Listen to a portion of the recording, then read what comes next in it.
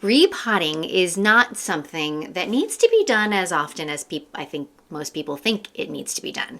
I feel like most people think that this is a seasonal thing that has to happen with all of their plants every spring, and that's definitely not true. You want to repot when the plant is telling you that it needs to be repotted, and not before. In fact, many varieties will kind of freak out if you repot before they're ready. Remember, repotting is changing something in your plant's environment, and you only want to do that if the plant is asking you to. So repotting should only happen when the plant is telling you that it is very ready. If your pot has good drainage, you'll be able to see the roots coming out of the bottom, or maybe even some coming out of the top. These roots are running out of space and they are looking for more soil, and that is your cue to give it to them. But you only want to size up one container size, which generally is measured in 2-inch increments, because you are giving the root ball an inch on either side of the pot. So if you size up larger than that, and some people think that they're giving their plants some extra room to grow or saving themselves from having to repot again sometime soon. However, what is actually happening is if you are placing a root ball in an overly large pot, then what you're doing is creating a lot of space with potting mix that does not have any roots touching it. And potting mix with no roots touching it, it's just soaking up all that water. If the roots are not utilizing that water, utilizing those nutrients, then that's just soil. That's just moist soil. And moist soil is a breeding ground for pests, mold, fungus, and of course, root rot. So we don't want that. We don't want an excess of potting mix or soil just sitting around being moist. It's not doing anything for the plant. So that is why you only ever size up one at a time. Even if that root ball is much bigger than you thought it was. You want to gradually, and maybe it means you need to repot again soon. Again, look for the signs and do it when the plant is ready. So let's repot together. I have here an example, this Trachena that is telling me it is ready for a repot. Because the main reason is I can see the roots right there. These roots are looking for some more space, so let's give it to them. So what I'm going to do first is I'm going to really gently unpot this plant and move these roots out. And this is one of the reasons that I love these nursery. This is my favorite setup, a plastic nursery container in a pot in a decorative container with no drainage. I love this because it's really easy to repot. It's really easy to manipulate the soil. And if need be, as I'm repotting, if this pot needs to be cut to get these roots out, that's no problem. I can do that because it's just this little plastic thing. So let's unpot and see what's going on with these roots.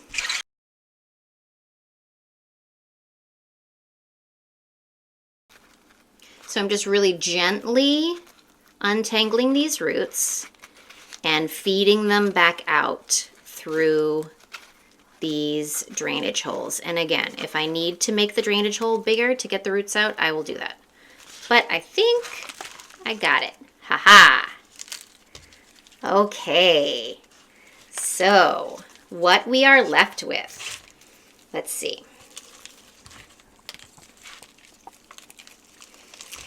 Okay, so you can see that the roots started growing in the shape of the pot. That is totally normal.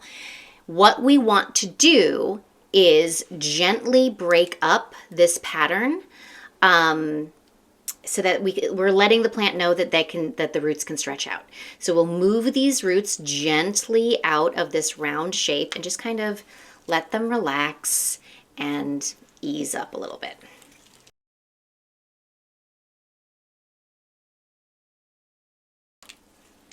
And they've grown in this shape, so I'm not going to totally undo the shape, but I'm letting them know that they have other options. Okay, so I have here my next pot. This is one size larger. This was a 4-inch. This is a 6-inch. It gives the root ball an inch on either side.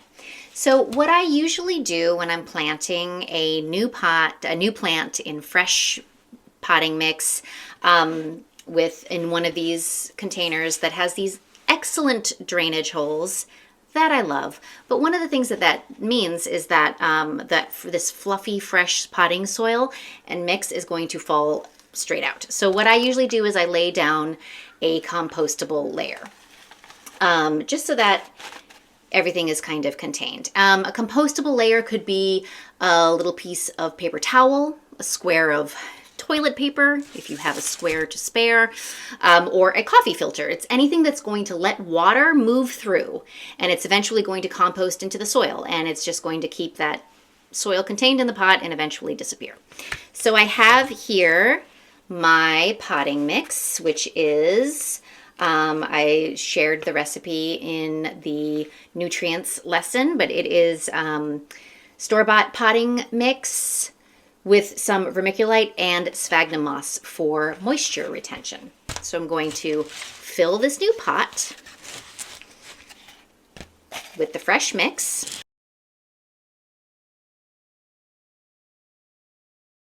Got a nice layer of fresh soil, and then we're going to gently place our root ball in. You want to make sure that the plant sits in a sturdy way in the new pot. You don't want to plant it too high up, because then, again, if the root ball was right here in the pot, that the whole bottom half of the pot would just be moist potting mix, not doing any good. That's not great. You want to put it right in the middle. It's a nice sturdy base. It's not going to tip over or get too top heavy. And now we're going to cover it up with that fresh soil.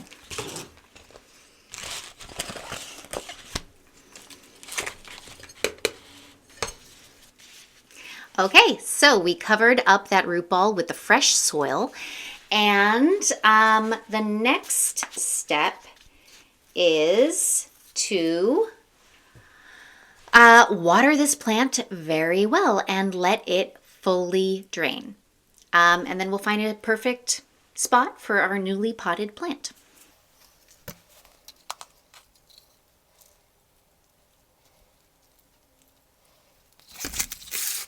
So while that is watering well, I'm going to just show you, this is, again, my favorite situation is the nursery pot in a decorative container. And one thing that helps to prop it up to the right height is you can either put some stones down at the bottom, or I like to use these hydroponic pebbles. They're clay pebbles. They're used in hydroponics, which is when you're growing plants solely in water. And so they're nice, sterile option. They're not going to harbor any disease or fungus or anything like that. And then once your plant has fully drained, you can place the nursery pot right in the container, and you have it at the right height. You got good drainage on the bottom, which we will always check every time we water. And we're going to find the perfect spot for this newly planted plant. So a note about finding the perfect spot for a new plant. I usually like to put it back roughly where it was. So that, again, the only thing we're doing is the repot. The light conditions, humidity conditions will all be the same as it was before. The only thing that I am changing about its environment is the fresh soil and the new pot, and that will help set it up for success. Either way, the process is the same, whatever size plant you are repotting. You know, if you're moving from an 8-inch to a 10-inch, or from, like we just did, from a 4-inch to a 6-inch. Whatever the reason, if you're seeing signs that the plant is ready to be repotted, you are going to repot only when needed. You're going to size up one pot size, gently break up the root ball, plant in fresh soil, water well, and then place for success.